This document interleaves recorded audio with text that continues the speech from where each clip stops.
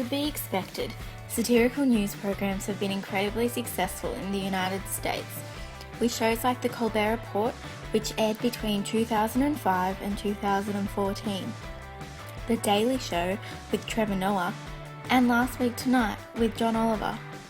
These personalities have not only become popular household names in the United States, but deliver their news to a host of nations around the world.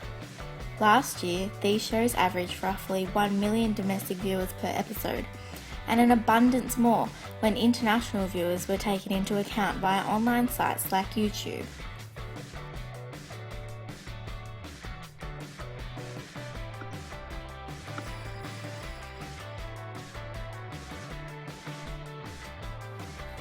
Currently in Australia, Charlie Pickering takes the stage on a Wednesday night on the ABC with his show The Weekly. His show is said to be a combination of a news comedy show, Tonight Show and Chat Show, all in one. We also have shows like Sean McAuliffe's Mad as Hell, which ran weekly for 5 series between 2012 and 2015, also on the ABC. And lastly, there's The Chasers, one of Australia's most well-known satirical comedy groups. Active since 1999, The Chasers have brought us shows like The Chasers War and Everything, and currently The Chasers Media Circus. However, these shows hardly have an incredible following. Well, unfortunately, we don't live in a country where we get real news, so we thought we'd bring you a taste of what you're missing. Australia has been calling out for its homegrown Colbert or Stewart to greet our television screens for many years. In 2013, Senator Nick Xenophon called out Australian politics and its lack of news satire, telling politicians, if you make an ass of yourself, people have a right to laugh at you. While we have a handful of programs and comedians who do their best to play on political satire, their efforts often come short due to certain rules and regulations in place. The Joint Committee on the Broadcasting of Parliamentary Proceedings has explicitly banned the use of parliamentary footage for the purposes of satire or ridicule, with the argument that using this footage for satire or ridicule is disrespectful and insulting to Parliament.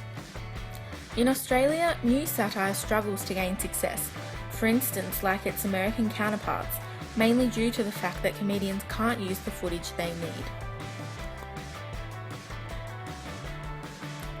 On the other hand, Australia has also been labelled a nation known the world over for an inability or at least a reluctance to take ourselves seriously. According to Ian Milcrest of the Daily Review, Australians and Americans have an integral difference that affects the way news comedy works with its Australian audience. He says that hosts like Stewart and Colbert are so appealing because at the end of the day they take their politics very seriously. Australians, on the other hand, tend to take ourselves so unseriously that the dominant trait of our political news satire is ridicule.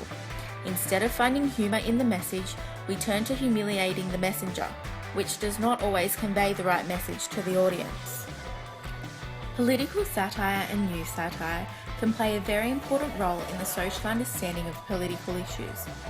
In 2007, Pew Research released a report assessing the level of public knowledge in the US and from which news outlets this knowledge came from. It was found that the most well-informed audiences came from cable shows like The Daily Show, The Colbert Report, and The O'Reilly Factor.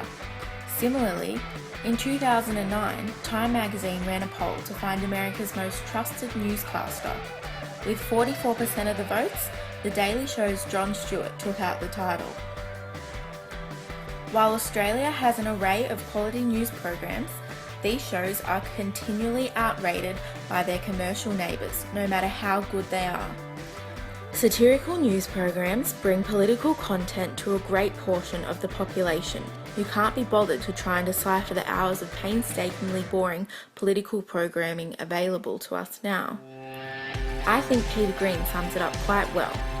I want a media that makes me laugh at the absurdity of the situation, rather than make me want to hug my knees in the shower.